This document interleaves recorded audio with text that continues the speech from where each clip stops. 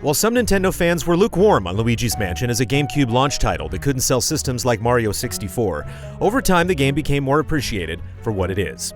After many years, Nintendo eventually decided to greenlight a 3DS sequel from the developers at Next Level Games, and now that same team is back with a third ghost-busting adventure for Switch. Luigi's Mansion 3 carefully bundles one little surprise after the next, overflowing with personality in every aspect of its craft. As you might expect, the story is simple.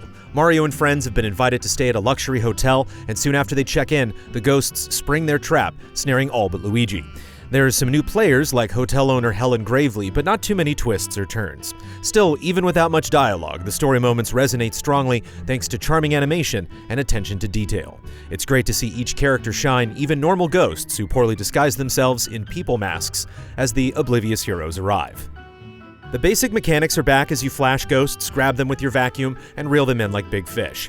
This process is now augmented by a slam attack that not only weakens the ghost you currently have on the line, but also allows you to target other ghosts and smash apart objects.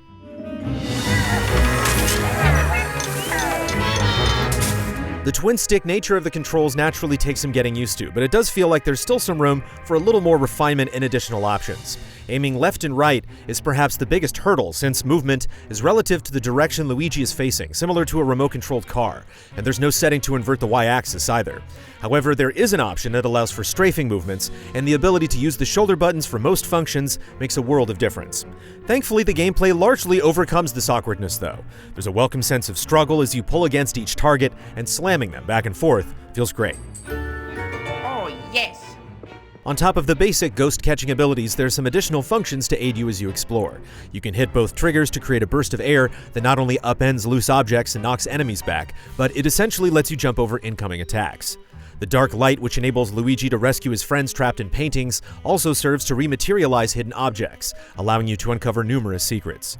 Meanwhile, a plunger with a rope attached lets you grab obstacles, pull them out of the way, or swing them overhead and smash them to bits. All of these tools are introduced early on, but Luigi's Mansion consistently presents new ways to put them to use. A music-themed area has you blowing across bottles to play notes. A pyramid level is filled with sand that you need to suck up or blow into piles, and a garden has you unfurling ferns and swinging from vines. The ongoing creativity is refreshing, and the game is brimming with secrets, at times presenting multiple puzzles in the same room or secrets within secrets. While wrecking such exquisitely decorated locations might make you feel guilty at times, that sentiment is easily outweighed by the constant sense of discovery.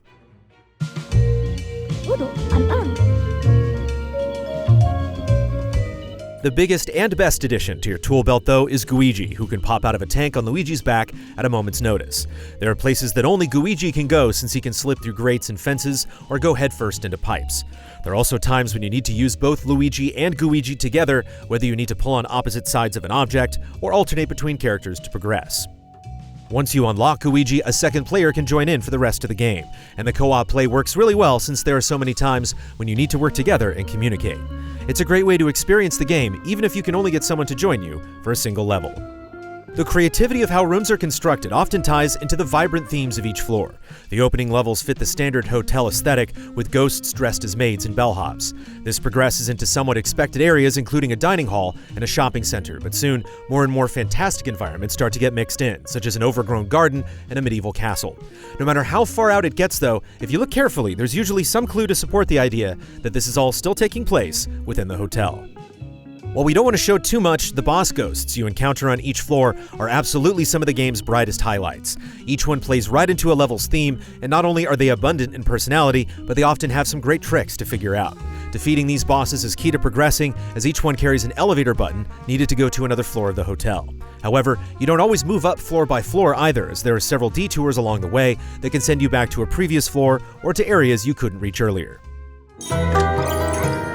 Depending on how thoroughly you ransack the place, Luigi's Mansion can take 12 to 15 hours to complete, but there are incentives to go back, including a set of hidden gems on each floor, as well as boos that only appear after you've completed a level. There aren't any huge rewards for collecting them all, but the gems in particular require you to find and solve some of the game's more clever puzzles, so it's more about experiencing these moments than the end reward. Additionally, you vacuum up piles and piles of cash on a nearly constant basis. You can spend some money on items to revive you when you die or on hints to find collectibles, but in the end, the shop is underwhelming. Your bank account really just amounts to a scoreboard, ranking you based on how much you've hoarded.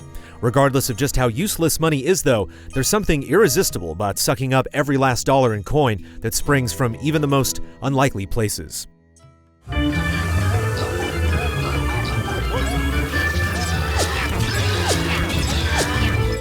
Outside of the story, there are some multiplayer options to try out as well. 3 mini-games let you compete to collect coins, hunt ghosts, or shoot targets. However, while the canon game does encourage some team coordination, none of these options are more than a quick diversion. The more substantial multiplayer mode is Scare Scraper, where you can play either locally or online with up to 8 people if 4 Switch players have co-op partners. Scare Scraper essentially takes place in a separate hotel with randomly generated floors, making each run fairly different as you learn to navigate new mazes. You can either choose to do a 5-floor run, which takes 20 to 30 minutes, or the full 10 floors if you have more time. Each floor usually still requires you to hunt ghosts, but there are other objectives as well, such as rounding up lost Toad characters, defeating crows, and collecting cash. There are also several mechanics unique to Scare Scraper, such as traps that require another player to come rescue you, power outages, hidden gear with special abilities, and even new variations of ghosts. Perhaps the most challenging part of it all is you have to hit each floor's objective within a strict time limit, and while there are hidden items to extend your time, they're pretty rare. If someone isn't pulling their weight, or if one player wanders off when everyone has to stand on a big switch, you can easily run out of time, and it can be a bit frustrating to play with random people who don't listen even when everyone is asking for help. Even when you get a solid group together though, it can be pretty tough to get through all 10 floors. The most bizarre downside, however, is that the boss of Scare Scraper is just a slight variation on the final boss of the story. So if you check out multiplayer before you finish, you'll learn a few techniques a little early.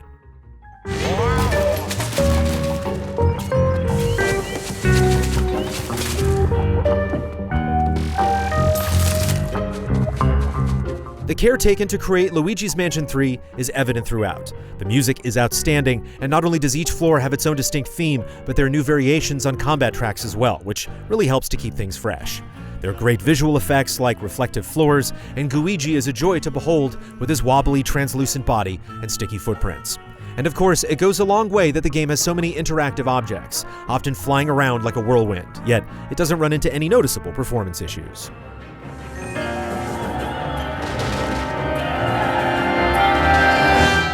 Luigi's Mansion 3 shines with personality, and every time you take the elevator to a new floor, it feels like a pleasant surprise.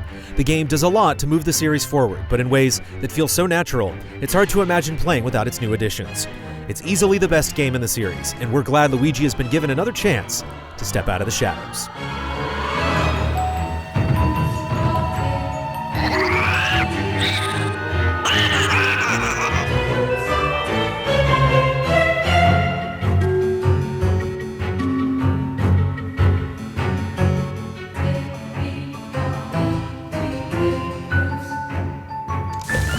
Easy Allies reviews are made possible by generous viewers just like you.